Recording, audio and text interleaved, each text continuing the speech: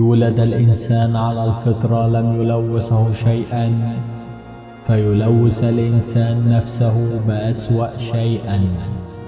وإن بقي الإنسان على فطرته يوما لكان عاش حياته دون ألم.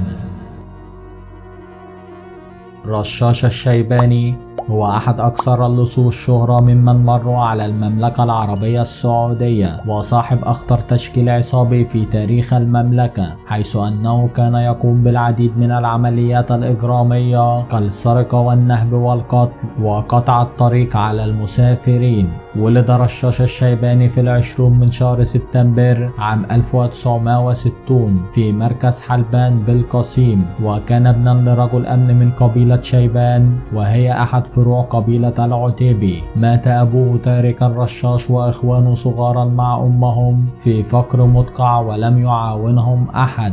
كبر رشاش وعمل عسكري في قوات الأمن الخاصة، ثم ترك العسكرية وتوجه إلى الشرقية للعمل بشركة مقاولات خاصة، وهنا تحول رشاش لهذا المجرم اللص قاطع الطريق.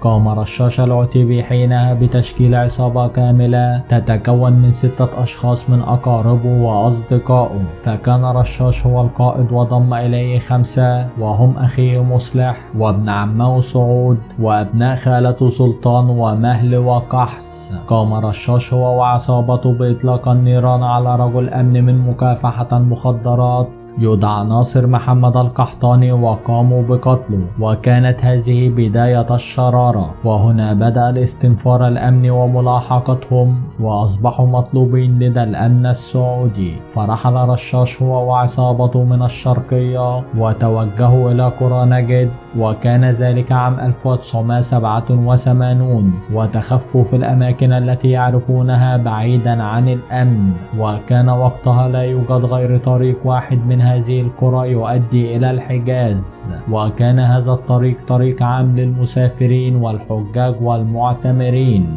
أقدم رشاش وعصابته في تنفيذ عمليات السرقة ونهب المسافرين على هذا الطريق، حيث كانوا يسرقون المسافرين وما لديهم من ممتلكات. وكان الهدف الأساسي من السرقة والجرائم التي يقوم بها رشاش الشيباني هي من أجل المال فقط.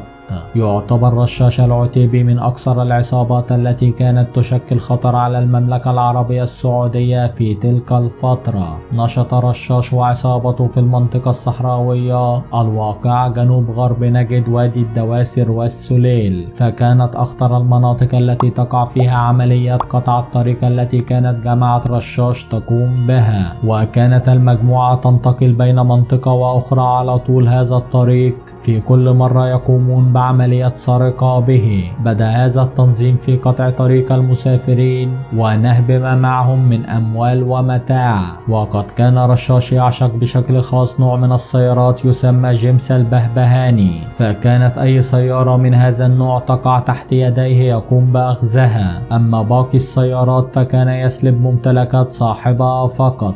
كما أنهم كانوا ينهبون أيضا الباصات التي كانت تقل السائحين والأجانب الزائرين للمملكة. كما أنهم قتلوا بعضا من رجال الشرطة أثناء محاولة إيقافهم للاشتباه بهم، وهذا من الثابت بالأوراق الرسمية. وقد أثيرت روايات عن أن رشاش الشيباني كان يسرق الأغنياء ليعطي الفقراء، ولكن هذه الروايات لم يثبتها أي دليل. وبسبب هذه العصابة تحولت حياة المسافرين عبر طريق الحجاز إلى رعب، حتى أن الأشخاص كانوا يخشون السفر إلا للضرورة القصوى. وكان من يضطر للسفر في هذا الطريق يودع أهله أولا، حيث كانت الأقاويل المتداولة أنهم كانوا يقتلون الرجال، لكن البعض يقول أنهم كانوا ينهبون ممتلكات المسافرين فقط.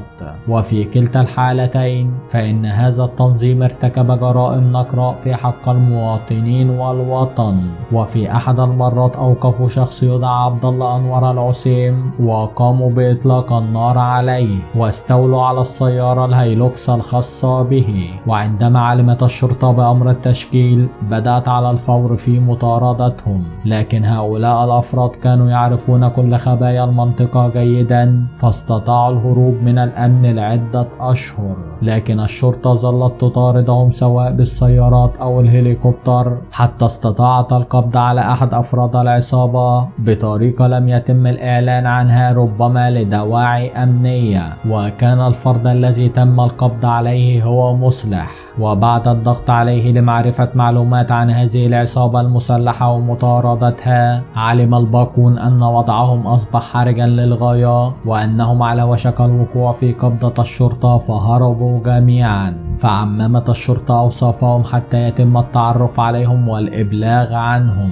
وكان الأخوان سلطان ومهل مختفيان حينها في مركز الصالحية التابع لمحافظة الدوادمي. وفي أحد الأيام ذهب لمغسلة لغسيل ملابسهما ووضعوا ملابسهما عندها، وأخبروا العامل أنهم سيعودون غدا لاستلامها. فلاحظ عامل المغسلة الفتى الهندي أنه يوجد بعض من الدماء على الملابس الخاصة بهم، فأبلغ السلطات على الفور. فتخفت القوات السعودية داخل المغسلة، وارتدت القوات ملابس عمال المغسلة، وانتظرت حتى أتى الرجلان لأخذ ملابسهما في اليوم التالي. وفي ذلك اليوم انتظر سلطان في السيارة ومعه الرشاش، ودخل مهل منفردا المغسلة فتم القبض عليه. وعندما شعر سلطان بأن أخيه تأخر أخذ سلاحه ونزل، فوجد أخوه مقبوض عليه فأطلق النار فأصاب أحد أفراد الأمن، ولم يستطع الاقتراب خوفا على أخيه. فأخذ مهل يصيح على أخيه سلطان: اذبحهم واذبحني. لكن سلطان خشي على أخيه من القتل، وتمكنت السلطات السعودية من القبض عليهما في النهاية، وأودعوهم مع مصلح بالسجن،